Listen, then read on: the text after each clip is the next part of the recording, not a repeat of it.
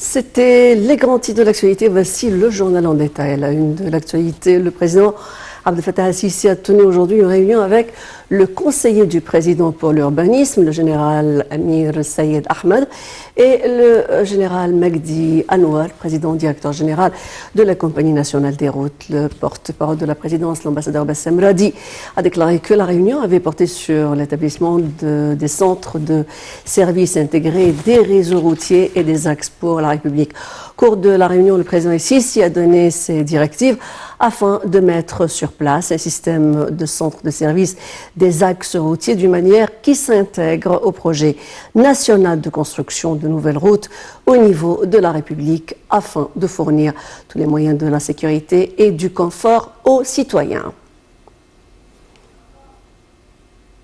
Je vous le disais dans les principaux titres, le Premier ministre Mostafa Madbouli participera au nom du président Abdel Fattah al-Sisi via vidéoconférence au 13e sommet extraordinaire de l'Union africaine sur l'accord concernant la zone de libre-échange continentale africaine. Au cours de son allocution, Madbouli a affirmé que le sommet appelait à déployer davantage d'efforts pour préserver la dynamique acquise concernant la zone de libre-échange continentale sur fond des effets négatifs de la pandémie de coronavirus.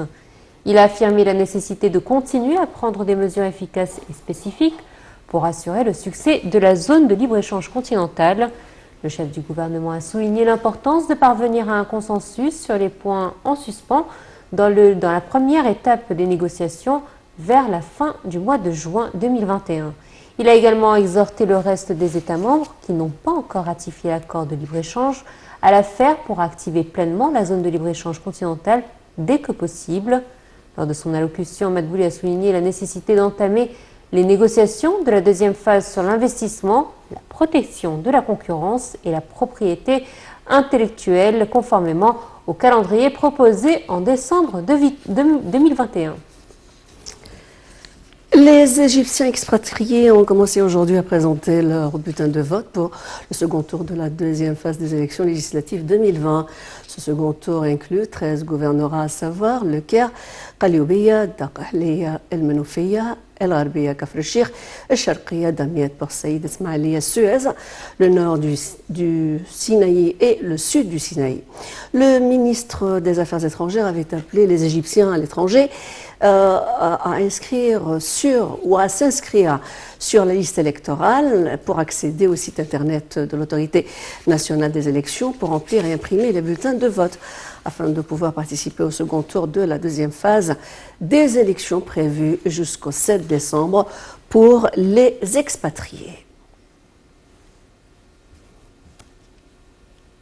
Le ministère de la Santé a annoncé hier avoir recensé 427 nouveaux cas testés positifs à la Covid-19 et 19 décès.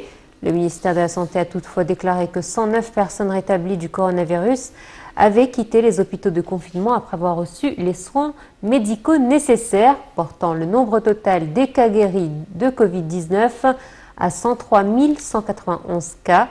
L'Égypte comptabilise jusqu'à présent un total de 117 583 cas de contamination, dont un total de 6 732 décès.